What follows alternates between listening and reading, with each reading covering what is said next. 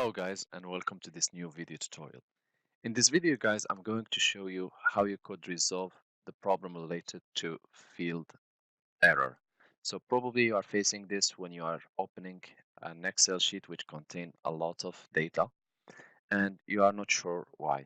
So all what you will have to know that this error occurs when you have a column or a certain data which integrate the sign equal, minus, and any other number. So in most cases it wouldn't appear, but in some cases you will get the issue because of that. To fix it, all what you will have to do, you will have to type Control F and you will have to go to replace. You type the sign equal and you replace it with.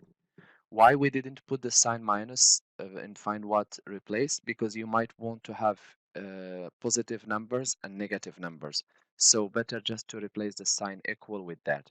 So replace with, you will leave it empty and you will click replace all. Once done, this should solve the issue and show you the numbers as they are in each row or in each column. Once you have clicked replace all, it will remove the sign equal, which make the error happen when it's being faced or when it's next to the sign minus, and this should fix the problem.